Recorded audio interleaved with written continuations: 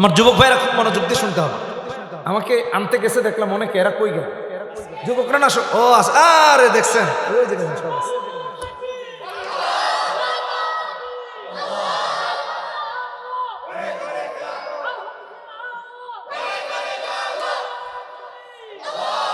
আমি তো মনে করছি আমার একা রেখে চলে গেছে, দেখি না সব আছে মাশাআল্লাহ। তারা হেঁটে হেঁটে ওই মাথা পর্যন্ত গিয়েছে। আল্লাহ তাদেরকে কবুল করুন, আমিন। আমি গুনাহগার, বাকি আলেমদের প্রতি তাদের এই ভালোবাসা আল্লাহর জান্নাতে যাওয়ার কারণ হতে পারে, এটা সম্ভব। একনিষ্ঠতার সাথে এই ভালোবাসা থাকে। তাহলে এক নম্বর বলেছিলাম কোরআন সুন্নাহকে আঁকড়ে ধরা।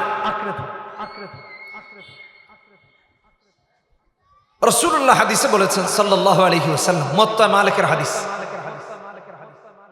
1628 নম্বর হাদিস, তারাকতু ফীকুম আমরাইন লান তাদিল্লু মা তামাসসাকতুম বিহিমা কিতাবাল্লাহি ওয়া সুন্নাত নবী। কোরআন এবং সুন্নাহকে আঁকড়ে ধরা।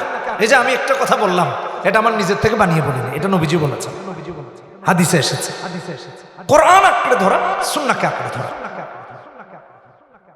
ঝড় তুফান আসবে, নবীদের উপরই আসছে, আমাদের উপরে আসা তো স্বাভাবিক। আর বিগত 16 বছর কি ঝড় তুফান গেছে এটা তো সবাই জানে, কি বলেন ঠিক কিনা বেঠিক? গেছে না? আলেমদের উপর দিয়ে, মুসলমানদের উপর দিয়ে। এখন তো সারা পৃথিবীতেই মুসলমানেরা নির্যাতিত, নিপীড়িত। তাহলে এক নম্বর কোরআন সুন্নাহ আঁকড়ে ধরা। আমার আল্লাহ কোরআনে কারিমে বলেছেন, ইন্নাল্লাযীনা ক্বালু রাব্বুনা আল্লাহু সুম্মা ইসতাকামু তাতানাজ্জালু আলাইহিমুল মালায়েকা আল্লা তাখাফু ওয়া লা তাহজানু ওয়া আবশিরু বিল জান্নাতিল্লাতী কুনতুম তুআদুন। যারা বলে আল্লাহই আমার রব, ভালো করে বুঝেন এর পরের কথাটা আমি যেটা বলতেছি, এটা সুম্মা ইসতাকামু, আল্লাহই আমার প্রভু, অর্থ নয়, চেয়ার নয়, ক্ষমতা নয়, আল্লাহ।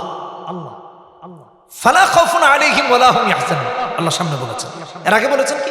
তাতানাজ্জালু আলাইহিমুল মালায়েকা আল্লা তাখাফু ওয়া লা তাহজানু। এটা সূরা ফুসসিলাত অথবা হামিম আস-সাজদা 30 নম্বর আয়াত। ফেরেশতা তাদেরকে সুসংবাদ দিবে, তোমার কোনো চিন্তা নাই, তোমার কোনো ভয় নাই। আর জান্নাতের সুসংবাদ দিবে, ওয়াবশিরু বিল জান্নাতিল্লাতী কুনতুম তুআদুন।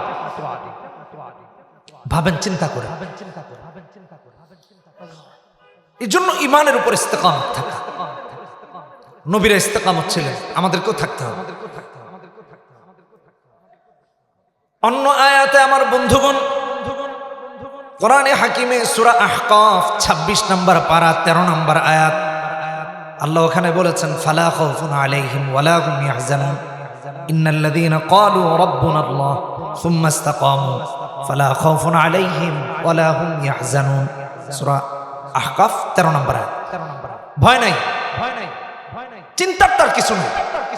কারণ যারা আল্লাহ আছেন তার সারা দুনিয়া না থাকলে হয়, আর যার আল্লাহ নাই তার সারা দুনিয়া দিয়েও হয় না, হবেও। ইমানের উপর ইস্তেকামত থাকে। কেউ যদি আন্তরিক মুমিন হয়, মুনাফিক না হয়, কুফরি যদি তার অন্তরে না থাকে, আমার আল্লাহ কিয়ামতেও তাকে উঠাবেন ইমানের উপরে। এই জন্য আমার আল্লাহ সূরা ইব্রাহিম 27 নম্বর আয়াতে বলেন, ইউসাব্বিতুল্লাহুল্লাযীনা আমানু বিল কওলিস সাবিতি ফিল হায়াতিদ দুনিয়া ওয়া ফিল আখিরাহ লা ইলাহা ইল্লাল্লাহ। যে একনিষ্ঠ মুমিন, আল্লাহ তারে মৃত্যু দিব না ইমানের উপরে, আর উঠাবেনও ইমানের উপরে। মরার সময় কালেমা নসিব হবে। এখন তো মানুষ কি সব কথা বলে, দলীয় স্লোগান দিয়ে মরতে চায়, অথচ সবার আগে তো সে মুসলমান। ইমানের কথা কোথায় চলে গেছে তা? আজকে একজন দেখছি বলতেছে যে আমি অমুক স্লোগান দিয়ে মরতে চাই। লা হাওলা ওয়ালা কুওয়াতা ইল্লা বিল্লাহ। ইমান নসিব হবে কি? ভাই, দল তো বহু পরে, ইমান তো আগে। এই অন্ধভক্তি এটা পরিহার করুন, এটা বাদ দিন, এগুলো মাথায় রাখেন, তাহলে মৃত্যুর সময় কালেমা নসিব হবে। যুগে যুগে দেখবেন ইসলাম বিদ্বেষীরা ইসলাম থেকে মানুষকে কুপথে বিপথে নেওয়ার জন্য কত চেষ্টা করে, জুলুম করে, নির্যাতন করে। রাসূলুল্লাহর উপরও হয়েছে নির্যাতন হয়নি, নিপীড়ন হয়নি। রাসূলকে তো 3 বছর বন্দী করে রেখেছে সে আবে আবি তালেব, নবীজিও বন্দী ছিলেন। আর আজকে নবীর ওয়ারিসরা বন্দী থাকে, কথা বলুন না কেন, আলেমরা বন্দী থাকে। বিগত সরকারের আমলে দেখেছি 12 বছর 13 বছর আলেমরা জেল খেটেছে। কি কারণে জেল খেটেছেন আলেম জানেন না, 12 বছর জেল খেটেছে। তারা বেরিয়ে না আসলে এই কথা আমরা জানতেই পারতাম না কেন জেল খেটেছে। উনি বলছেন আমি জানিই না, আমাকে একটা জঙ্গি সংগঠন সাজিয়ে তার চেয়ারম্যান বানিয়ে দিয়েছে, আমাকে জেলে নিয়ে 12 বছর কাটায় দেওয়া হলো। তার এই ক্ষতিপূরণ কে দিবে? এসব সংগঠন আদৌ এই দেশে নাই। কত যুবকদেরকে জেলখানায় নিয়ে যাওয়া হয়েছে দাড়ি রাখার অপরাধে, নামাজ 5 ওয়াক্ত আদায় করার কারণে। কি বলবেন, এর জবাব কে দিবে? এগুলো ইহদিন আসারাদের এজেন্ডা। ভাই আমার, রাসূলুল্লাহর উপর এমন নির্যাতন হয়েছে। কোরআনে হাকিম খুলে দেখেন সূরা আনফাল 30 নম্বর আয়াত। আল্লাহ বলছেন ওয়াইদ ইয়ামকুরু বিকাল্লাযীনা কাফারু লিইউসবিতুক আও ইয়াকতুলুক আও ইখরিজুক ওয়া ইয়ামকুরুনা ওয়া ইয়ামকুরুল্লাহ ওয়াল্লাহু খায়রুল মাকিরিন। ওরা রাসূলকে বন্দী করতে চায়, ওরা রাসূলুল্লাহ সাল্লাল্লাহু আলাইহি ওয়াসাল্লামকে বিতাড়িত করতে চায় মক্কা থেকে, ওরা রাসূলুল্লাহ সাল্লাল্লাহু আলাইহি ওয়াসাল্লামকে হত্যা করতে চেয়েছে। আল্লাহ বলেন ওয়া ইয়ামকুরুনা ওয়া ইয়ামকুরুল্লাহ, ওরা ষড়যন্ত্র করে কিন্তু আল্লাহর কৌশল এমন যে আল্লাহর কৌশলের সাথে ওরা কখনো পেরে ওঠে। আজও এটা হচ্ছে। সমস্ত নবী রাসূলের ওয়ারিস হক্কানি আলেমরা, ভালো করে শুনেন, হক্কানি আলেম। নবীজির হাদিস, আবু দাউদের হাদিস 3643 নম্বর হাদিস। রাসূল বলেছেন ওয়া ইন্নাল উলামা ওয়ারাসাতুল আম্বিয়া, সমস্ত হক্কানি আলেম নবী রাসূলের ওয়ারিস, নবী রাসূলের ওয়ারিস।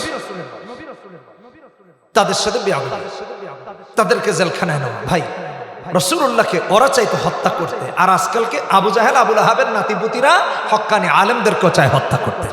কথা বলেন না কেন? জেলে ঢোকে, বন্দি করে, নির্যাতন করে, নিপীড়ন করে। একই অবস্থা।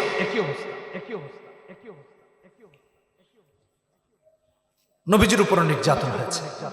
রাহমাতুল লিল আলামিন নবী দিন থেকে দূরে সরে যান নাই, সালাত বাদ দেন নাই। অবস্থা ভালো না, অনুকূলে না, তাও নামাজ পড়া বাদ দেন নাই, সালাত কায়েম করে বাদ দেন নাই।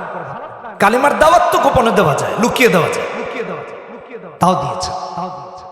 বাইহাকি তার দালায়েলুন নবুওয়া লিল বাইহাকি দ্বিতীয় খণ্ডে 341 নম্বর পৃষ্ঠায় উল্লেখ করেছেন 40 বছর বয়সে নবুয়তি পেয়েছেন নবীজি। আপনারা ইতিহাস জানেন, নবীজির মা মারা গেছেন 6 বছর বয়সে, আর বাবা মারা গেছেন মায়ের পেটে। মায়ের পেটে বাবা নাই, মা মারা গিয়েছেন 6 বছর বয়সে নবীজি। প্রথম অভিভাবকত্ব পিতৃত্বের পরে দাদা আব্দুল মুত্তালিব, তিনিও মারা গেলেন, অভিভাবক হলেন চাচা আবু তালেব। বিশ্বনবী মুহাম্মদুর রাসূলুল্লাহ সাল্লাল্লাহু আলাইহি ওয়াসাল্লাম কালেমার দাওয়াত দেন। কাফের বেঈমানরা বলে মুহাম্মদ দাওয়াত দেওয়া বন্ধ করো, লাতের বিরুদ্ধে কথা বলা যাবে না, মানাতের বিরুদ্ধে কথা বলা যাবে না, অর্থাৎ লা ইলাহা ইল্লাল্লাহর কথা বলা যাবে না। কারণ ওরা তো লাতে পূজা করে, মানাতকেও করে, উজ্জাকেও করে, হুবলকেও করে। কেউ বলে মুহাম্মদ তোমাকে মেরে ফেলবো, কেউ বলে তোমাকে হত্যা করব, কেউ বলে তোমাকে মক্কা থেকে বের করে দিব, কেউ বলে হাত ভেঙে দিবে, কেউ বলে পা ভেঙে দিবে। আল্লাহ নিজেই তো কোরআনে বলেছেন লিয়ুসবিতুকা আও ইয়াকতুলুকা আও ইখরিজুক ওয়া ইয়ামকুরুনা ওয়া ইয়ামকুরুল্লাহ। নবীজি কান্না করেন, যে উম্মতকে আমি জান্নাতের দিকে নিয়ে যেতে চাই দাওয়াত দিয়া তাওহীদবাদী করে, সেই উম্মত তাদের নবীকে হত্যা করতে চায়। তাহলে নবীকে হত্যা করলে তো জাহান্নামে, উম্মত জান্নাতে যাবে কেন? নবীজি কান্না করেন, বাড়ি গেলেন। 40 বছর বয়সে যখন নবুয়তি পান, অভিভাবক হলেন দাদা না চাচা আবু তালেব। আব্দুল মুত্তালিব মারা গেছেন, চাচা আবু তালেব। নবীজি কেঁদে কেঁদে বাড়ি গেলেন। চাচা আবু তালেব দেখে বলে ভাতিজা আমার চোখে পানি কেন, কান্না কেন করো? নবীজি বলেন চাচা যান, কান্না করি। ওরা কেউ বলে আমার হাত ভেঙে দিবে, কেউ বলে পা ভেঙে দিবে, কেউ বলে মক্কা থেকে বের করে দিবে, কেউ বলে হত্যা করবে। ওগো চাচা যান, কান্না কেউ আমারে মারবে এই জন্য করি না, যে উম্মতকে তাওহীদবাদী বানিয়ে জান্নাতে নিয়ে যেতে চায়, সেই উম্মত উল্টো তাদের নবীকে হত্যা করে জাহান্নামের দিকে এগিয়ে যাচ্ছে না। এই জন্য কান্না করি, অন্য কোনো কারণে। আবু তালেব মৃত্যু পর্যন্ত ঈমান আনেননি, কাফের ছিল। এক মুহূর্তের জন্য কালেমা গ্রহণ করেন। যুবক ভাইরা, কি করণীয় আমাদের একটু ভালো করে বুঝে। এখন মুসলমানের ঘরে অসংখ্য মানুষ, পিতা কখনো পুত্র, কখনো স্ত্রী, কখনো সন্তান কাফের হয়ে গেছে, সে জানেই না। কোরআনের সাথে বিদ্বেষ রাখার কারণে, কোরআনের বিধানকে অস্বীকার করার কারণে। আবু তালেব বললেন, মুহাম্মদ, আমি তোমার অভিভাবক, তুমি বাবা হারিয়েছো মায়ের পেটে থাকতে, আর মাও হারিয়েছো 6 বছরের মাথায়। আমার বাবা, তোমার দাদা ছিলেন তোমার অভিভাবক, তিনিও নাই, আমি তোমার অভিভাবক। ওরা তোমাকে বলে মারবে, ওরা হাত ভাঙবে, পা ভাঙবে, মক্কা থেকে বের করবে। আবু তালেব বলেন, ওয়াল্লাহি লা ইয়াসিলু ইলাইকা বিজামিহিম হাত্তা উসাদা ফিত তুরাবি দাফিনা ওয়া দাউতনি ওয়া আলিমতু আন্নাকা নাসিহি ফালাকাদ সাদাকতা ওয়া কুনতা ফিনা আমিনা ওয়া আরাদতা দীনান ক্বাদ আরাফতু বিআন্নাহু মিন খায়রি আদিয়ানিল বারিয়াতি দীনা। আবু তালেব বলেন, মুহাম্মদ, আমি তোমার অভিভাবক, যাও ইসলামের দাওয়াত দাও, কোরআনের দাওয়াত দাও, দ্বীনের দাওয়াত দাও। কে বলে তোমার হাত ভাঙবে, কে বলে তোমার পা ভাঙবে, কে বলে তোমাকে মক্কা থেকে বের করে দিবে? আমি আবু তালেব যতদিন মাটির উপরে আছি ততদিন ওরা সবাই মিলে তোমার কিছু করতে পারবে। আল্লাহু আকবার। একজন কাফেরের কথা, একজন কাফেরের সেফটি সিকিউরিটি কাকে? নবীজিকে। যে অবস্থায় তিনি পড়েন নাই লা ইলাহা ইল্লাল্লাহ, কালেমা পড়েন নাই, মুসলমান হন নাই। আর এখন মুসলমান ঘরে আছে, মসজিদে গিয়া কয়, হুজুর এই ওয়াজ করেন না, বাদ দেন। আর আবু তালেব কাফের হয়ে বলছেন, মুহাম্মদ তাওহীদের দাও, আমি আছি। তাও কসম করে বলছেন, ওয়াল্লাহি লা ইয়াসিলু ইলাইকা বিজামিহি, কসম করে বলেছেন, আল্লাহর নামে কসম করে বলেছেন। মৃত্যু পর্যন্ত কালেমা গ্রহণ করেন নাই, কালেমা নসিব হয়নি। মুসলিম শরীফের হাদিসে আসছে, 141 নম্বর হাদিসে আসছে, ভালো করে বুঝেন। আবু তালেব মুমূর্ষ অবস্থায়, মৃত্যুর পথযাত্রী, নবীজি গিয়েছেন দাওয়াত দিতে, লিডাররা ঘেরাও করে আছে, যাওয়া যাবে না কাছে, কারণ নবীজির যদি দাওয়াত কবুল করে নেন, মুসলমান যদি হয়ে যান, আবু তালেব যেতে দেন। নবীজি কাঁদতেছেন, যেই চাচা আমাকে এত সাপোর্ট দিলেন ইসলামের জন্য, তিনি আজকে বেঈমান হয়ে মারা যাবেন। বিশ্বনবী কাঁদতেছেন। নবীজির কান্না দেখে ওদের দয়া হলো। মুহাম্মাদুর রাসূলুল্লাহ সাল্লাল্লাহু আলাইহি ওয়াসাল্লামকে আবু তালেবের কাছে যেতে দেয়া হলো। নবীজি কাছে গিয়ে বলে, ইয়া আম্মি কুল লা ইলাহা ইল্লাল্লাহ আশহাদু লাকা বিহা ইনদাল্লাহ। 141 নম্বর হাদিস, কিতাবুল ঈমান, মুসলিম শরীফ। নবীজি ডেকে বলেন, চাচা জান আমার, আপনি শুধু একটা বার লা ইলাহা ইল্লাল্লাহ পড়েন, কিয়ামতের দিন আমি আল্লাহর কাছে সাক্ষী দিব আপনি ঈমান এনেছেন। যেরকম সুবহানাল্লাহ। আবু তালেব বেঈমান হয়ে মারা গেলেন, ইসলাম গ্রহণ করেন নাই। কারণ হলো, নেতারা কয়, খবরদার আবু তালেব, ইসলাম গ্রহণ করে মরা যাবে না, বাপ দাদার ধর্মকে কলঙ্কিত করে মরো না, লা ইলাহা ইল্লাল্লাহ তুমি পড়বা না, লাতের উপর, মানাতের উপর, উজ্জার উপর, হবলের উপরে থাকো। কালেমা গ্রহণ করেন নাই, বেঈমান হয়ে মারা গেলেন। আল্লাহর হাবিব কাঁদতে কাঁদতে যখন ওখান থেকে বের হন, আমার আল্লাহ কোরআনে হাকিমে আয়াত নাজিল করে দিলেন, সূরা কসস 56 নম্বর আয়াত, ইন্নাকা লা তাহদি মান আহবাবতা ওয়ালাকিন্নাল্লাহা ইয়াহদি মান ইয়াশা ওয়া হুয়া আ'লামু বিল মুহতাদিন। ও আমার হাবিব, কান্না বন্ধ করুন, কারণ হলো হেদায়েতের মালিক আপনি না, হেদায়েত আমি আল্লাহ, যারে চাই তারে দেই। জোরে কোন সুবহানাল্লাহ। হেদায়েত দেওয়ার মালিক কে? আরো জোরে চিৎকার দিয়ে বলেন, কে? একমাত্র আল্লাহ। আমি কি বোঝাতে চেয়েছি? দ্বীনকে আঁকড়ে ধরা এবং দ্বীনের সহযোগী হওয়া। আবু তালেব কাফের হয়েও দ্বীনের সহযোগী ছিলেন। মুহাম্মদ সাল্লাল্লাহু আলাইহি ওয়াসাল্লাম যে দ্বীনকে আঁকড়ে ধরেছেন, তার সহযোগিতা করেছেন। এই জন্য আল্লাহ তাআলাও বলেন, সূরা নিসা 175তম আয়াতে আল্লাহ বলেন, ফাআম্মাল্লাযীনা আমানু বিল্লাহি واعتصموا به فسيدخلهم في رحمة منه وفضل ويهديهم إليه صراطا মুস্তাকিমা। যারা ঈমান আনে আর ঈমানের উপর ইস্তেকামত থাকে, আল্লাহ চিরই তাদেরকে তার দয়া এবং অনুগ্রহে প্রবেশ করাবেন। সুবহানাল্লাহ। এটা আল্লাহ তাআলার কমিটমেন্ট, এটা আল্লাহর ওয়াদা। রাসূলুল্লাহ সাল্লাল্লাহু আলাইহি ওয়াসাল্লাম নিপীড়িত ছিলেন, দিন থেকে দূরে সরে যান নাই। ইসলামের দুর্দিনে যখন মুসলমানেরা দাওয়াত দিতে গেলে নির্যাতিত হতো, তাও দাওয়াত দিয়েছে রাসূল। ওই অবস্থায় সালাত কায়েমে দাঁড়িয়ে আছে। বুখারীর হাদিস 244 নম্বর হাদিস। নামাজে দাঁড়িয়ে গেছেন, আল্লাহু আকবার। আবু জাহেল, আবু লাহাব, উকবা ইবনে আবি মুআইত, উমাইয়া ইবনে খালফ নবীজিকে দেখে ঠাট্টা করতেছে। তিনি নামাজ, জানের রিস্ক, কিন্তু রবের কাছে সিজদা দিতে হবে, আল্লাহু আকবার বলে দাঁড়িয়ে গেছেন। কে কি বলবে তা চিন্তা করেন, বলেছেন রব্বুনা আল্লাহ সুম্মা ইসতাকাম। বিশ্বনবী মুহাম্মদুর রাসূলুল্লাহ সাল্লাল্লাহু আলাইহি ওয়াসাল্লাম নামাজে দাঁড়ালেন, সালাতে দাঁড়ালেন, কিয়াম করলেন, রুকুতে গেলেন, সিজদায় গেলেন। আবু জাহেল বলে, কে আসো তোমাদের মাঝে থেকে মুহাম্মাদের ঘাড়ের উপরে গিয়ে উটের নাড়ি ভুড়ুগুলো দিয়ে রাখতে পারবা এমন কে আসো? অর্থাৎ ডাস্টবিন থেকে এনে ময়লাগুলো মুহাম্মদুর রাসূলুল্লাহ কাঁধে রেখে দেন।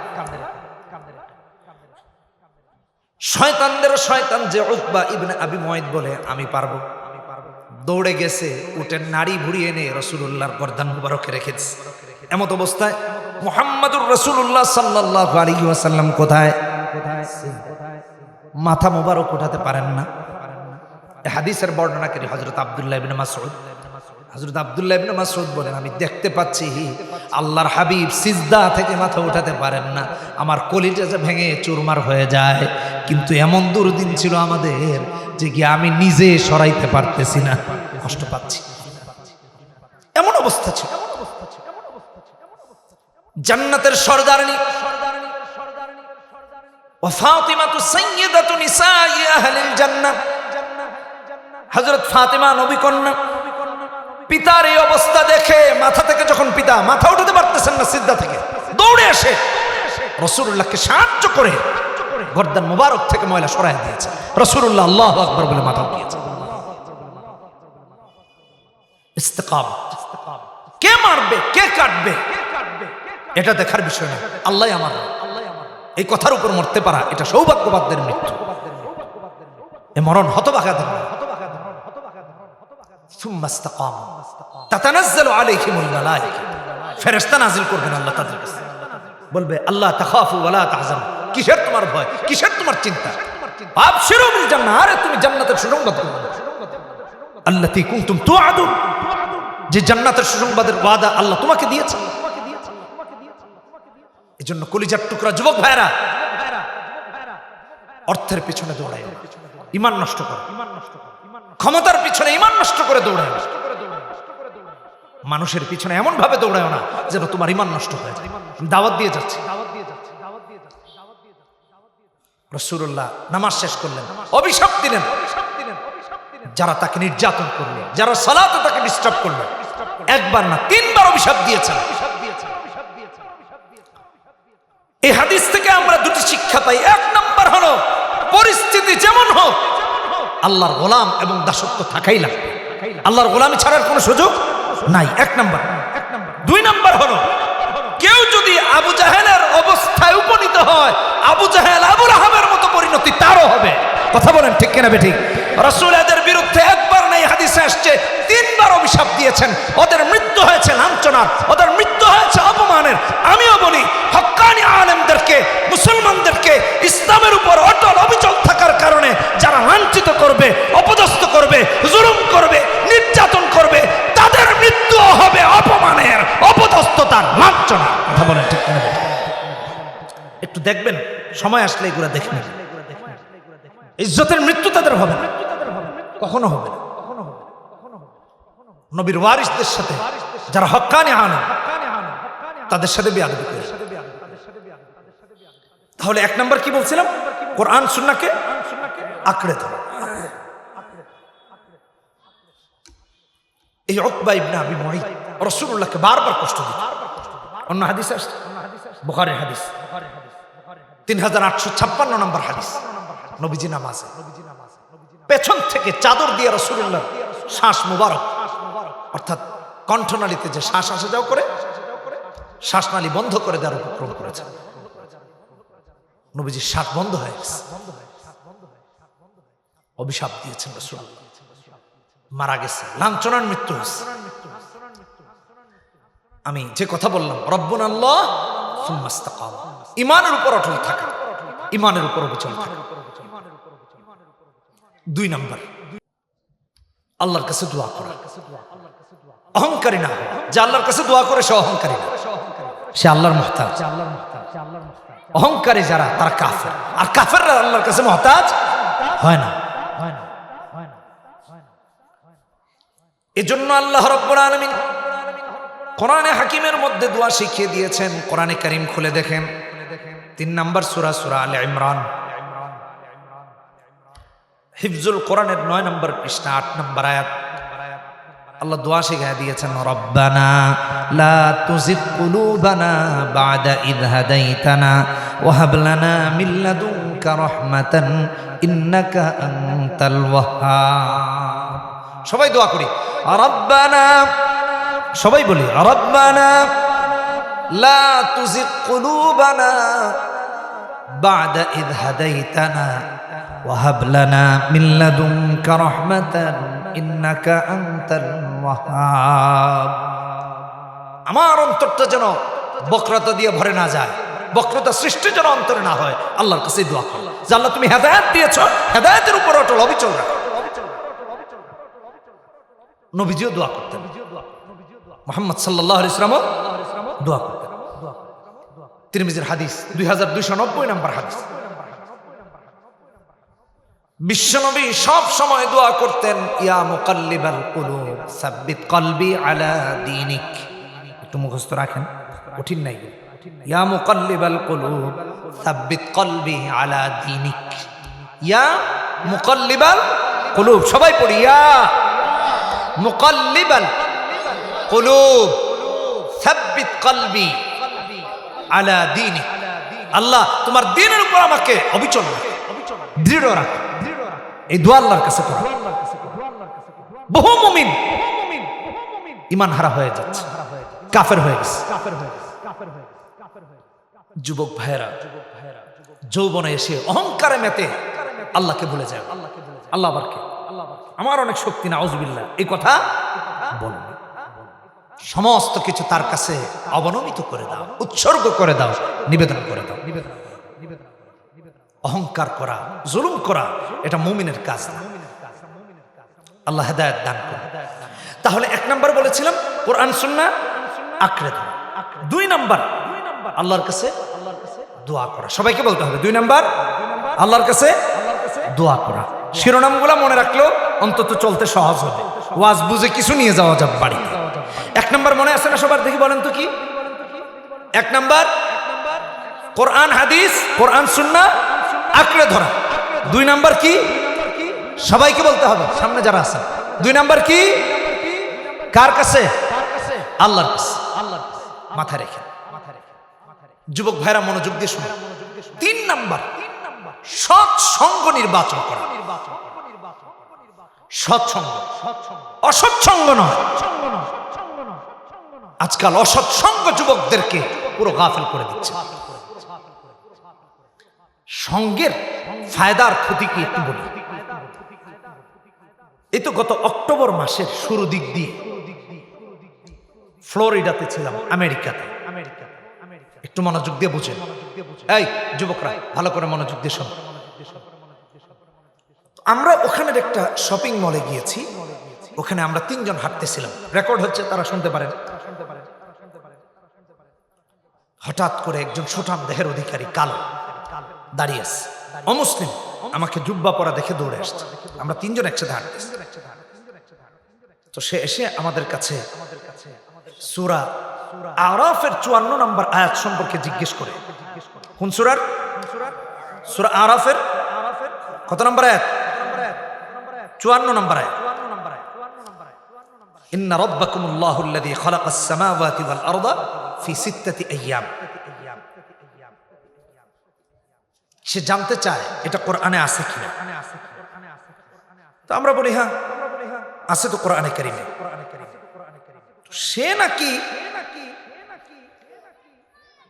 তার বন্ধু থেকে শুনেছে। কার থেকে শুনেছে?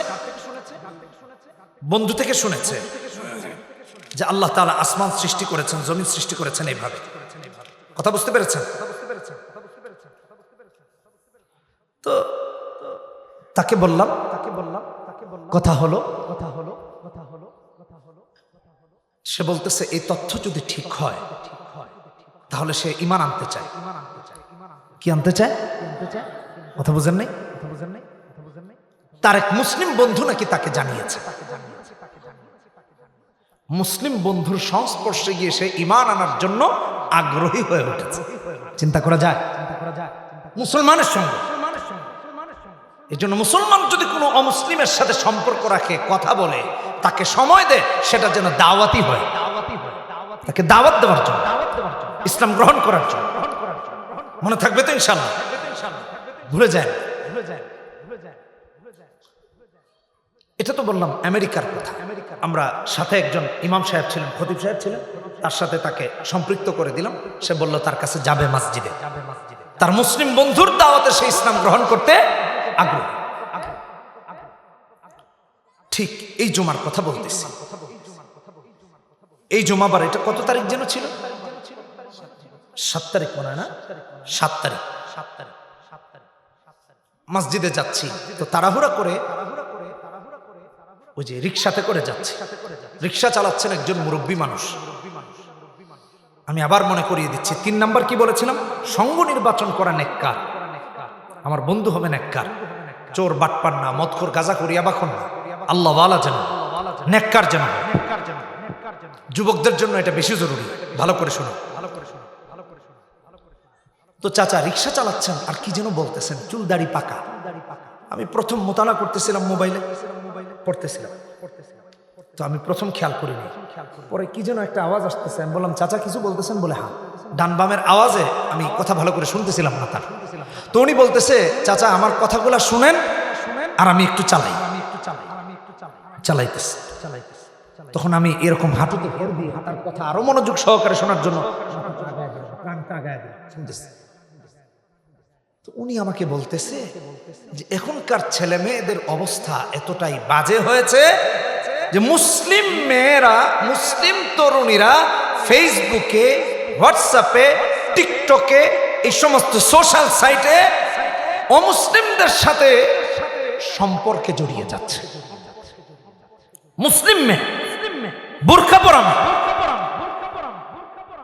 শুধু যে সম্পর্ক করছে তা না, তার সাথে চ্যাট করছে, সম্পর্ক করছে, আবার অমুসলিমও হয়ে যাচ্ছে। ভালো করে বুঝেন। আবার তার সন্তানও পেটে ধারণ করছে। খোঁজ নিয়ে দেখেন বর্তমানে এই চিত্র মারাত্মক ভয়াবহ সারা দেশে। সন্তানদেরকে খেয়ালে রাখেন। আপনি বাবা জানেনই না আপনার মেয়ে অমুসলিম হয়েছে।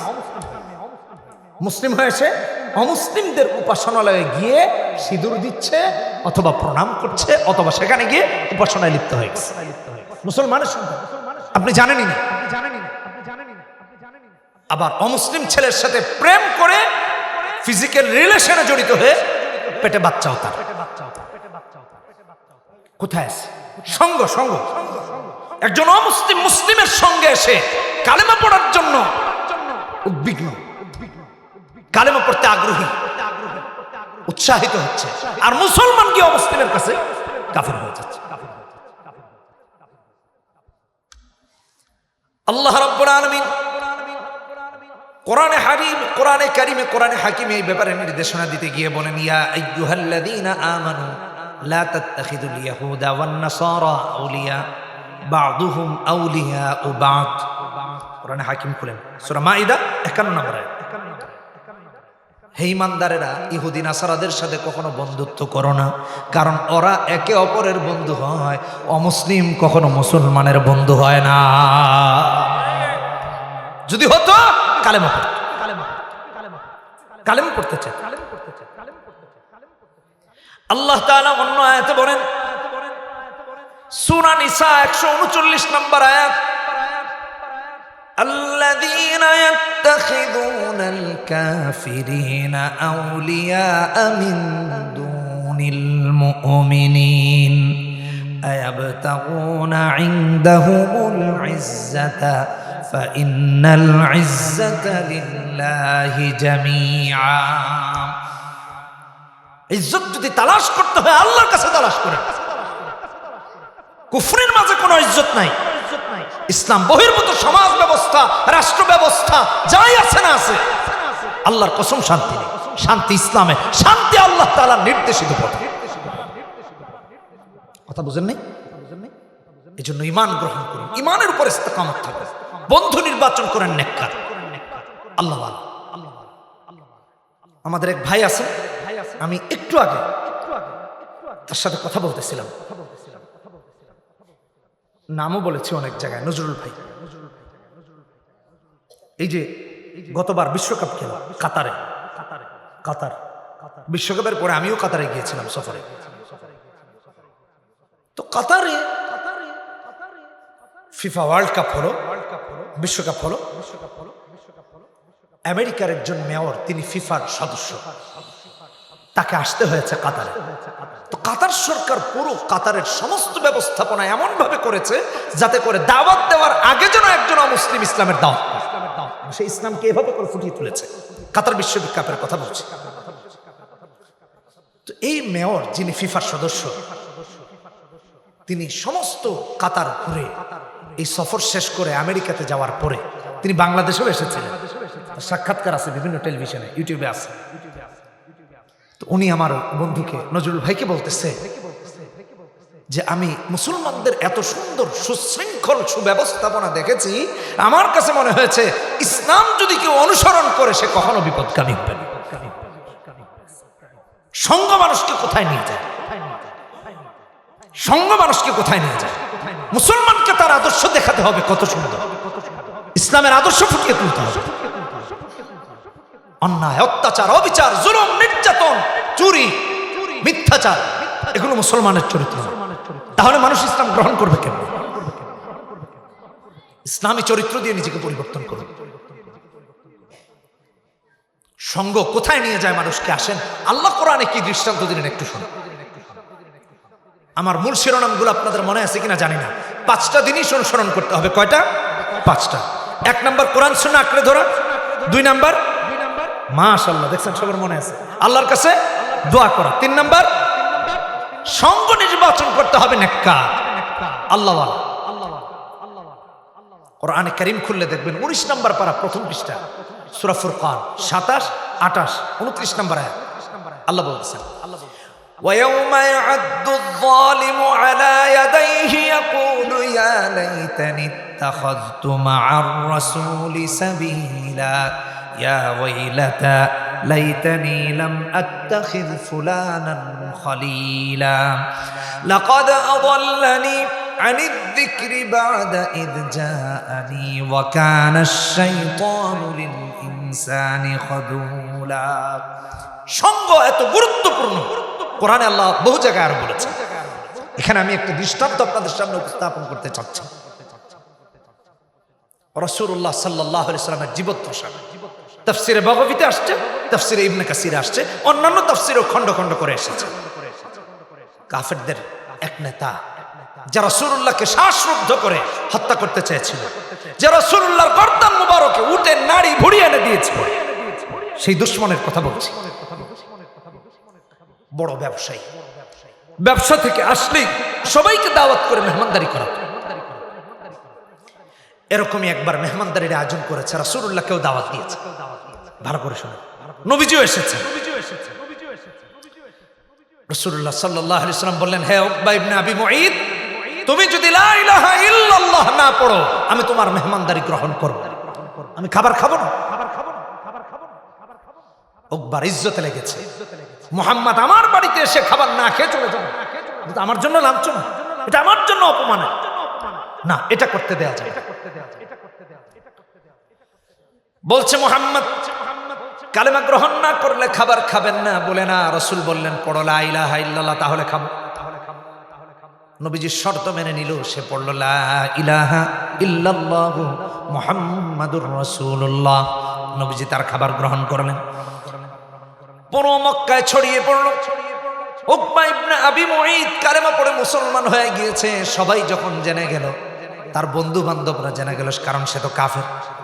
তার একজন ক্লোজ ফ্রেন্ড ছিল যার নাম হলো উমাইয়া ইবনে খালফ, বড় নেতা, কাফেরদের নেতা। উমাইয়া বলে, উকবা শুনতে পারলাম তুমি মুহাম্মাদের বন্ধুত্ব গ্রহণ করে কালেমা পড়েছো, আজ থেকে তোমার সাথে আমার আর কোনো বন্ধুত্ব নাই। উকবা করে, বন্ধু আমি মুহাম্মাদের বন্ধুত্ব গ্রহণ করি নাই, দাওয়াত দিয়েছিলাম আমার বাড়িতে, সে এসেছে, কালেমা না পড়লে পরে খাবার গ্রহণ করবে না, তাই পড়েছি কালেমা। আসলে আমি অন্তর থেকে কালেমা পড়ি নাই, মুহাম্মাদের বন্ধুত্ব গ্রহণ করি নাই, তুমিই হলা আমার আসল বন্ধু। নাউজুবিল্লাহ। উমাইয়া ইবনে খালফ বলে, যদি তুমি একনিষ্ঠভাবে কালেমা গ্রহণ না করে থাকো, তাহলে আবার সবাইকে জমা করো আর সবার সামনে কালেমা আবার মুহাম্মাদকে ফেরায়া দাও। আমি তাই করব, তোমার সাথে বন্ধুত্ব ছিন্ন করতে পারবো না, প্রয়োজন হলে মুহাম্মাদুর রাসূলুল্লাহর সাথে বন্ধুত্ব ছিন্ন করব। নাউজুবিল্লাহ। কালেমা গ্রহণ করার পরেও এমন কথা চিন্তা করে, সঙ্গ তাকে কোথায় নিয়ে যায়, বন্ধুত্ব তাকে কোথায় নিয়ে যায়। আমার সাথে আমার এক ভাগনা এসছে, তার এক বন্ধু গতদিন বা তার আগের দিন জিজ্ঞেস করতেছে, গায়ে হলুদে মদ খায়া বিয়া করলে বিয়া হবে কিনা? ভালো করে বুঝেন, সঙ্গ কোথায় নিয়ে গেছে? মুসলমানের গায়ে হলুদে ড্রিঙ্কস পার্টি। সভাপতি সাহেব কি বলবো বলেন, মাথায় তো কিছু আসতেছে না। এই জামানার প্রশ্ন, বিয়ে ভিন্ন বিষয়, গায়ে হলুদে মদ খাচ্ছে। ভাই এটা কোন গায়ে হলুদ? এটা কাদের গায়ে হলুদ? এই বিয়াটা বরকতের বিয়া হবে কেমনে একটু চিন্তা করে দেখ, একটু চিন্তা করে দেখ। বন্ধুর বিয়ে, বন্ধুদের জন্য ছাদের উপরে ড্রিঙ্কস পার্টি দিচ্ছে, তোরা চুপি চুপি খাইস, নিজে যেন খবর না আসে। বাস্তব, আল্লাহ হেদায়েত দান করুন। নেককারদের বন্ধু বানাতে হবে, সৎ লোককে বন্ধু বানাতে হবে। চোর, বাটপার, মদখোর, গাঁজাখোর, ইয়াবাখোর, মিথ্যাবাদী, ধোঁকাবাজ, এদেরকে বন্ধু বানানো যাবে না। ফলাফল কি হবে তাহলে দেখো। উকবা ইবনে আবি মুঈত আবার সবাইকে জমায়েত করেছে, কারণ উমাইয়া ইবনে খালফ বলেছে তোমার কালেমা গ্রহণের কথা পুরো মক্কায় ছয়ে গেছে, সবাই জেনে গেছে। এখন তুমি একাকী কালেমা বর্জন করলে হবে না, সবার সামনে তুমি মুহাম্মদকে অপমান করে কালেমা ফেরত দেবে। নাউজুবিল্লাহ। কত বড় ধৃষ্টতা চিন্তা করা যায়। বিশাল আয়োজন করেছে আবার কিসের? কালেমা ফেরত দেওয়া। আল্লাহ রাব্বুল আলামিন জিবরিলকে বললেন, জিবরাইল আমার হাবিবকে অপমান করতে গিয়ে যে কালেমা ফেরত দিবে আর কালেমা ফেরত দিতে গিয়ে যে অপমান করবে, তুমি তারে অপমান করে দিবা, মৃত্যু পর্যন্ত অপমানের চিহ্নটুকু রেখে দিবে। আল্লাহ বললেন, যাও আমার হাবিবের কালেমা ফেরত দিতে গিয়ে। উমাইয়া ইবনে খালফ বলেছে মুহাম্মাদুর রাসূলুল্লাহ সাল্লাল্লাহু আলাইহি সাল্লামের চেহারা মুবারকে থুতু নিক্ষেপ করবে আর বলবে তোমার কালেমা তোমারে ফেরত দিলাম। নাউজুবিল্লাহ। উমাইয়া শিখায় দিছে, বন্ধু শিখায় দিছে, কালেমা গ্রহণ করার পরও কাফের বন্ধুর কারণে আবার কাফের হয়ে যাচ্ছে। আয়োজন করা হলো বিশাল, কালেমা ফেরত দেওয়া সবার সামনে। মুহাম্মদ তোমার কালেমা আমি তোমাকে ফিরিয়ে দিচ্ছি বলে থুতু যখন নিক্ষেপ করলো, জিবরিল এসে থুতুটা পাল্টা তার চেহারায় নিক্ষেপ করে দিয়ে তার চেহারা বিকৃত করে দিয়েছে। আল্লাহু আকবার বলেন, চিৎকার দিয়ে বলেন আল্লাহু আকবার। আল্লাহ তার হাবিবের অপমানকে সহ্য করেন নাই, হতে দেন নাই। মুফাসসিরিনে কেরামগণ লেখেন, উকবা ইবনে আবি মুঈত মৃত্যু পর্যন্ত এই চিহ্নটুকু নিয়ে মারা গেছে। তার মানে লাঞ্ছনার মৃত্যু তার হয়েছে, অপমানের মৃত্যু তার হয়েছে। আল্লাহ রাসূল সাল্লাল্লাহু আলাইহি সাল্লাম সারা দুনিয়ায় আজও সম্মানিত রয়েছে। আল্লাহু আকবার। ওয়া রাফা'না লাকা যিকরাক। এজন্য আযানে আশহাদু আন্না মুহাম্মাদার রাসূলুল্লাহ। আর উকবা ইবনে আবি মুঈতকে আজকে মানুষ স্মরণ করে না। যারা স্মরণ করে তারা তাদের অপকর্মের দায় স্মরণ করে, তারা তার লাঞ্ছনার কথা স্মরণ করে। একটু মাথায় রেখেন। আল্লাহ আমাদেরকে হেদায়েত দান করুন, বলি আমিন। মনে থাকবে তো ইনশাআল্লাহ? তাহলে বন্ধু নির্বাচন করতে হবে নেককার, পরহেজগার, দিনদার, আমানতদার। মনে থাকবে না আমার ভাইরা? কয়টা বললাম? কয়টা? পাঁচটার কয়টা গেল? তিনটা। এক নাম্বার কোরআন সুন্নাহ আঁকড়ে ধরা, 2 নাম্বার আল্লাহর কাছে দোয়া করা, 3 নাম্বার নেককার বন্ধু অথবা সঙ্গী নির্বাচন করা। এটা স্বামী স্ত্রীর ক্ষেত্রেও প্রযোজ্য। স্বামী একেবারে দিনদার আর বউ পুরা ডিস্কো, এটাও তো সমস্যা আছে। কথা বলেন ঠিক কিনা? নেককার দেখে নির্বাচন করা। 4 নাম্বার ইলম হাসিল করা, কোরআন সুন্নাহর ইলম, এবং সেটার উপর অবিচল থাকা, আমল করা। ইলম হাসিল করা, ইলম অনুযায়ী আমল করা। যুগে যুগে আমল না থাকার কারণে ইসলাম দুর্বল হয়েছে। যদি ইমানের উপর ইস্তেকামত থাকতো তাহলে দুর্বল হতে পারত। ভাইরা আমার, বিগত সরকারের আমলে আলেমদের মাঝে বিভক্তি তৈরি করে রাখা হয়েছে। এই গ্রুপকে ওই গ্রুপের বিরুদ্ধে, ওই গ্রুপকে এই গ্রুপের বিরুদ্ধে, যাতে করে হুজুররা এক হতে না পারে। কাউকে আসনের লোভ দেখায়া, কাউরে উচ্ছিষ্ট খাওয়ার লোভ দেখায়া, কাউকে বান্ডিল দেয়া, এটা ছিল বিগত সরকারের কাজ, আলেমদেরকে বিভক্ত করে রাখা। দুঃখ লাগে, কত কথা মনে আসে, বলতে পারি না ক্যামেরার কারণে। এটা একটা আজরাইলের মতো দাঁড়ায় আছে, কোন কথা রেকর্ড করবে, কোনটা কোন দিকে নিয়ে লাগাবে, আরেক মুশকিল। একজন আপনাকে নিয়ে একটু সান্নিধ্যে রেখেছে, তাতে আপনি ভুলে গেছেন ইলমের শান কোথায়, আলেমের ব্যক্তিত্ব কোথায়। আলেমের ব্যক্তিত্বটা এমন হওয়া চাই। ডক্টর শহীদ আব্দুল আজম রহমতুল্লাহ আলাইহি তার সূরা তাওবার তাফসীরে লিখেছেন, ইমাম আহমদ ইবনে হাম্বল 18 বছর জেল খেটেছেন, জেলখানা থেকে বেরিয়েছেন। তদানীন্তন সরকার, বাদশাহ তাকে অফার করেছে, আপনাকে রাষ্ট্রীয় উপহার দিতে চাই, উপঢৌকন দিতে চাই। আহমদ ইবনে হাম্বল বলেছেন, আমার আল্লাহ আছেন, তোমাদের কোনো কিচ্ছু আমার লাগবে না। আল্লাহু আকবার। রাষ্ট্র আপনাকে কি দিবে যেখানে আল্লাহ আপনাকে নিয়ামত দিয়েছেন, ঈমানের নিয়ামত দিয়েছেন, ইলমের নিয়ামত দিয়েছেন, এর চেয়ে বড় নিয়ামত तमाम পৃথিবীর রাষ্ট্রপ্রধানরা দিতে পারবে না। যদি তা ইসলামের বিরুদ্ধে যায়, যদি তা কোরআনের বিরুদ্ধে হয়। ইমাম আহমদ ইবনে হাম্বলের সন্তানরা রাষ্ট্রের উপঢৌকন গ্রহণ করার কারণে আহমদ ইবনে হাম্বল তাদের সাথে সম্পর্ক ছিন্ন করেছে। যে সন্তানরা আমার রাষ্ট্রের উপঢৌকন গ্রহণ করেছে তাদের সাথে আমার সম্পর্ক, তার তাকওয়া কোথায় ছিল চিন্তা করে দেখেন। কেন? আসেন কেনর ব্যাখ্যা দিই। কেন তিনি ইলম অনুযায়ী আমলের উপর অবিচল ছিল? কারণ রাষ্ট্রীয় ফায়দা যদি নেন, হক কথা জালেম শাসকের সামনে আর বলা যাবে না। বলবে, এই আমার উচ্ছিষ্ট খাওয়া মৌলবী আমার বিরুদ্ধে কথা বলিস, এই কথা বলবে। আসেন উদাহরণ দিই। আল্লাহ কোরআনে কারিমে বলেছেন 159 নম্বর আয়াত সূরা বাকারা, ইন্নাল্লাযীনা ইয়াকতুমুনা মা আনজালনা মিনাল বাইয়িনাত ওয়াল হুদা মিন বা'দি মা বায়্যানাহু লিন-নাসি ফিল কিতাব উলাইকা ইয়ালআনুহুমুল্লাহ ওয়া ইয়ালআনুহুমুল লাঈনুন। যারা দুনিয়ার স্বার্থে ইসলামের বিরুদ্ধে অবস্থান করে, অর্থ উপার্জন করে, সম্পদ গ্রহণ করে, দিনকে বিকৃত করে, ভুলভাল মাসলা দিয়া, আমার আল্লাহ বলেন আল্লাহ তাদের উপর লানত করেন, অভিসম্পাত করেন। 173 নম্বর আয়াতে আল্লাহ বলেছেন, উলাইকা মা ইয়াকুলুনা ফি বুতুনিহিম ইল্লান নার। যে অর্থ তারা উপার্জন করে পেটে আহার পৌঁছায়, এগুলো জাহান্নামের আগুন। উলাইকা মা ইয়াকুলুনা ফি বুতুনিহিম ইল্লান নার। কিয়ামতের দিন আল্লাহ তার সাথে কথা বলবেন না। ওয়ালা ইউকাল্লিমুহুমুল্লাহু ইয়াওমাল কিয়ামা। কত বড় ধমক দিয়েছে। এজন্য ইলম হাসিল করি, ইলমের উপর অবিচল। একজন আলেমকে মানুষ দালাল বলবে কেন? আলেম তো হবেন হেদায়েতের পথের দিশারি, ইনি দালাল হবেন কেন? রাসূলুল্লাহর আরেকটা হাদিস, ইবনে মাজার হাদিস 4241 নম্বর হাদিস, নবীজি বলেন, ইজহাদ ফিদ দুনিয়া ইউহিব্বুকাল্লাহ ওয়াজহাদ বিমা ফি আইদিন নাস ইউহিব্বুকান নাস।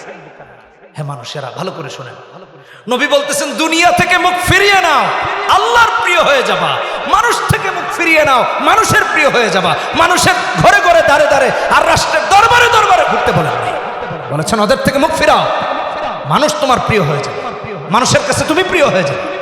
আহমদ ইবনে হাম্বল কোনোদিন কোনো মানুষের মুখাপেক্ষী ছিলেন না, তাই মানুষ তাকে এমন ভালোবাসতো, তার দিকে মুখিয়ে থাকতো কখন আহমদ ইবনে হাম্বলের কি উপকার করা যায়। ডক্টর শহীদ আব্দুল্লাহ আজম রহমতুল্লাহ আলাইহি লিখেন, তার সন্তানকে রুটি আনতে পাঠিয়েছেন। রুটির দোকানে গিয়ে সন্তান বলেছে, ইমাম সাহেবের জন্য রুটি দেন। রুটিওয়ালা চিন্তা করেছে আহমদ ইবনে হাম্বলের রুটি, এত ভালোবাসে, পুটলার মধ্যে স্বর্ণরূপা দিয়ে আহমদ ইবনে হাম্বলের কাছে পাঠিয়েছে। আরেকটাতে রুটি দিছে। আহমদ ইবনে হাম্বল দেখে বললেন, যাও রুটিও ফেরত দাও, স্বর্ণরূপা ফেরত। আল্লাহু আকবার। আর আমরা হইলে কইতাম, বাবা কইও না কিন্তু কারো কাছে, চারদিকে যেই ডাকাতি হইতেছে, আর নাইলে রাত্রে বেলায় মাত্র হইলে ডাকাত আসবে। কথা ঠিক কিনা বেঠিক? ফেরত দিয়ে দিয়েছে আহমদ ইবনে হাম্বল। হালাল না হারাম, তার তাকওয়ার কথা বলতে গিয়ে শহীদ আব্দুল্লাহ আজম রহমতুল্লাহ আলাইহি লিখেন, একবার ডাক্তার বলেছে খাসির মগজ খেতে, ডাক্তার বলেছে, তিনি মগজটা এনে দিয়েছেন, এটাকে পাকানোর জন্য আরেক ঘরে নিয়ে যাওয়া হয়েছে, ওই ঘর থেকে পাকিয়ে আনা হয়েছে। বললেন এটা কোথায় পাকানো হয়েছে? বলে অমুক জায়গায়। তিনি টেনশনে পড়ে গেছেন, ওই চুলায় যে লাকড়ি দিয়ে আগুন জ্বালানো হয়েছে তাকে হালাল টাকার কেনা না হারাম টাকার, এটা ভেবে ডাক্তারের ওষুধ আর খান নাই। আর আমরা তো এখন হালাল হারাম পার্থক্য করা ভুলে গেছি। আলেমের মর্যাদা অনেক উপরে, এলেম অনুযায়ী আমল করা। এই আমলের আরেকটা দৃষ্টান্ত দিয়ে আপনাদের একটু ভালো করে শুনেন, ইতিহাসগুলো একটু মনে রাখবেন। 1954 সাল মিশরের ইসলামকে ধ্বংস করে দিয়েছে যারা, তাদের ইতিহাস শুনেন, কিভাবে ধ্বংস করে দিল সেই ইতিহাস শুনেন। ওইভাবে করে সারা পৃথিবীতে মুসলিমদের যে জাল বিছিয়ে রাখা হয়েছে, ওই জালে আমাদেরকে আটকে বাংলাদেশ থেকে ইসলামকে নিশ্চিহ্ন করার ষড়যন্ত্র বিগত 16 বছর হয়েছে। 16 বছর হয়েছে, আমি দায়িত্ব নিয়ে বলতে পারি। আলেমকে আলেমের বিরুদ্ধে লাগিয়ে দেওয়া হয়েছে, যেটা মিশরে শুরু হয়েছিল 1954 সাল থেকে। বলে হুজুর কি বলতেছেন এটা? আসেন শুনেন। আল আজহার বিশ্ববিদ্যালয় নাম শুনেছেন না? হুজুর তো জানেন, আলেমরা জানেন, আপনাদেরকে বলতেছে।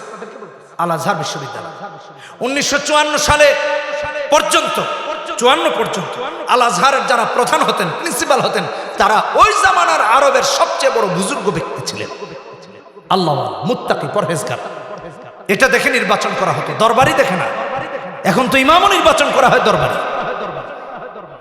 সব তো বুঝেন নেই, অমুক নেতার খুব পা চাটে, এখন এই দল ক্ষমতায় থাকতে যদি ইমাম না হয় তাহলে হবেটা কবে? এই চিন্তা মাথায় চলে আসছে। আমি একজন ইমাম, বুঝে শুনে বলতেছি, কান খাড়া করে শুনে। তখন আল আজহারের প্রধান ছিলেন মিশরের আল আজহারের ভাইরামার ডক্টর খিজির মোহাম্মদ রাহিমাহুল্লাহ, নামটা মনে রাখেন। তদানীন্তন আরবের সবচেয়ে বুজুর্গ ব্যক্তি। তখন মিশরের বাদশা ছিল বাদশা ফারুক। ইহুদি নাসারাদের এজেন্ডা বাস্তবায়ন করতে, অর্থাৎ ইসলামকে নষ্ট করতে গিয়ে তাদেরকে বলা হলো আলেমদের মাঝে বিভক্তি তৈরি করতে হবে, কারণ আলেমদেরকে যদি ধ্বংস করা যায় তাহলে এলেম শেষ, জাতি বিভ্রান্ত হবে। আল্লাহু আকবার, আল্লাহু আকবার। বাদশা প্রথম যেই চিন্তা করলো, যদি ডক্টর খিজির মোহাম্মদকে আমার দরবারে এনে আমার উচ্ছিষ্ট খাইয়ে আমার আন্ডারে রাখা যায়, তাহলে বিশাল একটা গোষ্ঠীকে তার ফতোয়া নিয়ে মারা যাবে। তার একটা বিশাল জনতা গোষ্ঠী আছে, তার বিরুদ্ধে যারা, তাদেরকে ধ্বংস করবে তার ফতোয়া দেবে। ডক্টর খিজির মোহাম্মদকে ডাকা হলো, নেওয়া হলো। রমজান মাস, ইফতারির দস্তরখান দেওয়া হলো, রাজকীয় দস্তরখান। ডক্টর খিজির মোহাম্মদ রাহিমাহুল্লাহ ইফতারিতে বসে বললেন, এগুলা কি? বলে ইফতারি। খিজির মোহাম্মদ রাহিমাহুল্লাহ ইফতারি দেখতে পান না, তিনি দেখতে পাচ্ছেন রক্ত, মুসলমানের রক্ত, আলেমদের রক্ত। কারণ বাদশা ছিল জালেম, ইসলামের বিরুদ্ধে জুলুম করেছে সে। খিজির মোহাম্মদ রাহিমাহুল্লাহ ইফতারির একটা অংশ এমন করে উঠালেন, ইফতারির অংশ থেকে ইফতারির পূর্ব মুহূর্তে টপ টপ করে রক্তের ফোঁটা পড়তে আরম্ভ করেছে। ইতিহাস মুসলমানের দরবারি হওয়ার নয়, অত্যাচারী বাদশার সামনে হক কথা উঁচিয়ে বলে যাওয়া, এটা মুসলমানের কাজ, এটা সবচেয়ে বড় জিহাদ। রাসূল হাদিসেও বলেছে। ডক্টর খিজির মোহাম্মদ রাহিমাহুল্লাহ বলেন, বাদশা ফারুক, তুমি যে ইফতারি আমাকে খাবার গ্রহণ করার জন্য দিয়েছো, ইফতারি গ্রহণ করতে যে খাদ্য দিয়েছো, আমি দেখতে পাচ্ছি ওই ইফতারি থেকে মুসলমানের রক্ত টপ টপ করে পড়ছে। আমি দেখতে পাচ্ছি আলেমদের রক্ত টপ টপ করে পড়ছে। যার হাত মুসলমানের রক্তে রঞ্জিত, যার খাবার দাবার মুসলমানের রক্তে রঞ্জিত, যার রাজপ্রাসাদ আলেমদের রক্তে রঞ্জিত, সেই দরবারে ডাক্তার খিজির মোহাম্মদ রাহিমাহুল্লাহ এসে তোমার ইফতারি গ্রহণ করতে পারে না, পারে না, পারে না। আমিও বলি যে সমস্ত শাসকরা জালেম হয়, তাদের দরবারে গিয়া কোন হক্কানি আলেম তাদের উপঢৌকনার উচ্ছিষ্ট গ্রহণ করতে পারে না। একটু সাবধান হন, একটু খবর রাখেন। খিজির মোহাম্মদ রাহিমাহুল্লাহকে চাকরিচ্যুত করা হলো, আল্লাহদের দিয়ে করাইছে। 1966-তে 19 আগস্ট সৈয়দ কুতুব শহীদ রহমতুল্লাহ আলাইহির ফাঁসির রায় দেওয়া হয়। 21 আগস্ট 28 আগস্ট তাকে ফাঁসি দেওয়া হয়। এই মুফাসসিরের হত্যা সারা পৃথিবীকে বিস্মিত করে তোলে। চক্রান্তের শুরু ছিল কি? বিভক্তি। কি জোরে বলেন? কি বিভক্তি? ডক্টর খিজির মোহাম্মদ যেভাবে মাথা উঁচিয়ে জালেমের বিরুদ্ধে বলেছিলেন, অন্যান্য আলেমরা যদি একইভাবে জালেমের বিরুদ্ধে থাকতেন, একজন আলেমের বিরুদ্ধে অবস্থান করা যেত না। আজ মিশরের অবস্থা কি? এরপর থেকে মিশরের অবস্থা এমন হয়ে গেল, দাড়ি রাখা যায় না। এই জন্য দেখেন কারীদের দাড়ি নেই। দাড়ি রাখলে জঙ্গি বানিয়ে দেয়, ইসলামের উপর চললে জঙ্গি বানিয়ে দেয়, মুসলমানদেরকে হত্যা করা হয়। এগুলো শুরু হয়েছে এইভাবে করে ইসলামকে মিশর থেকে নিশ্চিহ্ন করা। ভাইরামা, শুধু মিশর না, তাম পৃথিবীতে মুসলমানদের মাঝে বিভক্তি তৈরি করা, এটা ইহুদি নাসারাদের বিশাল একটা চক্রান্ত। আর আমরা এই সিন্ডিকেটে আবদ্ধ হয়ে আছি। আমাদের দেশেও দেখেছি বিগত সরকারের আমলে এই হুজুর ওই হুজুরে কাফের, ওই হুজুর এই হুজুরে কাফের, এ অমুকরে কাফের, কাফের বানিয়ে বানিয়ে এমন ভাবে বিক্ষিপ্ত হয়েছে, ভাই ভাইয়ের সাথে বসে চা খাওয়ার পরিবেশ নাই। কারণ চা খাবে কেমনে? হেরে হেরে কাফের, চা খাবে কেমনে? এগুলো বন্ধ করেন। এই জন্য এলেম হাসিল করা, এলেমের উপর কি করা? আমল করা। কয়টা বললাম? চারটা। 1 নম্বর বলেছিলাম কোরআন সুন্নাহ আঁকড়ে ধরা। 2 নম্বর বলেছিলাম আল্লাহর কাছে দোয়া করা। 3 নম্বর সঙ্গ, সৎ সঙ্গ নির্বাচন করা। 4 নম্বর এলেম হাসিল করা, এলেম অনুযায়ী আমল করা। 5 নম্বর যখন আল্লাহর রাস্তায় যেভাবে জিহাদ করতে হবে করা। অর্থ দেওয়ার সময় অর্থ, সম্পদ দেওয়ার সময় সম্পদ, সমর্থনের সময় সমর্থন, যখন জান লাগবে তখন জানটাও দেবে। সূরা হুজুরাত 15 নম্বর আয়াত আল্লাহ বলেছেন, ইন্নামাল মুমিনুনা আল্লাযীনা আমানু বিল্লাহি ওয়া রাসূলিহি সুম্মা লাম ইয়ারতাবু ওয়া জাহাদু বিআমওয়ালিহিম ওয়া আনফুসিহিম ফি সাবিলিল্লাহ উলাইকা হুমুস সাদিকুন। আল্লাহ কয়, যারা ঈমান এনেছে, যে ঈমানের মাঝে কোনো সন্দেহ নাই, সংশয় নাই, তার ঈমানটা এমন, ওয়া জাহাদু বিআমওয়ালিহিম ওয়া আনফুসিহিম ফি সাবিলিল্লাহ। আল্লাহু আকবার। এত আল্লাহর রাস্তায় জিহাদে উপনীত হয় জান দিয়া, মাল দিয়া। জোরে কোন সুবহানাল্লাহ। এই জন্য ঈমান আনতে হবে সংশয় এবং সন্দেহের উপরে গিয়া। রব্বুনাল্লাহ সুম্মা ইসতাকাম। ঈমান এনেছে আল্লাহর উপর, বাস ইসতিকাম, দৃঢ় থাকা। ঝড় আসুক, তুফান আসুক, কখনো ঈমান থেকে বিচ্যুত না হয়। মনে থাকবে তো ইনশাআল্লাহ? সর্বশেষ কি বলেছি? জানমাল দিয়ে আল্লাহর রাস্তায় লড়াই করা। জোরে বলেন কি? জানমাল দিয়ে কথা বলতে হবে, জানমাল দিয়ে আল্লাহর রাস্তায় লড়াই করা। তাহলে কয়টা বললাম? 1 নাম্বার কোরআন সুন্নাহ আঁকড়ে ধরা। 2 নাম্বার দোয়া করা। মাশাআল্লাহ, দেখছেন? 3 নাম্বার মাশাআল্লাহ সৎসঙ্গ নির্বাচন করা। 4 নাম্বার এলেম হাসিল করা, এলেম অনুযায়ী আমল করা। 5 নাম্বার জান মাল দিয়ে আল্লাহর দ্বীন কায়েমের জন্য চেষ্টা করা। আল্লাহ রাব্বুল আলামিন আমাদের সবাইকে তৌফিক দান করুন। দেখেন এই কথাগুলো যুবকরাও গলা উঁচিয়ে উঁচিয়ে বলতেছিল, উঁচু আওয়াজে বলতেছিল। আলহামদুলিল্লাহ, এটাই আমাদের আজকের মাহফিলের সার্থকতা, যে তারা শুনেছে, মনে রেখেছে। ইনশাআল্লাহুল আজিজ মৃত্যু পর্যন্ত আল্লাহ রাব্বুল আলামিন আমাদেরকে আমল করার তৌফিক দান করুন। জোরে বলি আমিন, আরো জোরে বলি আমিন। সবাই হাত তুলে ওয়াদা করি, বলি হে আল্লাহ, আজকের এই উত্তরপাড়া বড় বাড়ির মাহফিল থেকে ওয়াদা করতেছি, যতদিন বেঁচে থাকবো কোরআন সুন্নাহ মেনে চলবো। হে আল্লাহ, আমাদের এই ওয়াদা মৃত্যু পর্যন্ত বাস্তবায়ন করার তৌফিক দান করুন। আরো জোরে বলি আমিন। হাত নামাই পড়ি আস্তাগফিরুল্লাহ ইন্নাল্লাহা গফুরুর রহিম লা ইলাহা ইল্লাল্লাহ মুহাম্মাদুর রাসূলুল্লাহ সুবহানাল্লাহি ওয়া বিহামদিহি সুবহানাকাল্লাহুম্মা ওয়া বিহামদিকা আশহাদু আল্লা ইলাহা ইল্লা আনতা আস্তাগফিরুকা ওয়া আতুবু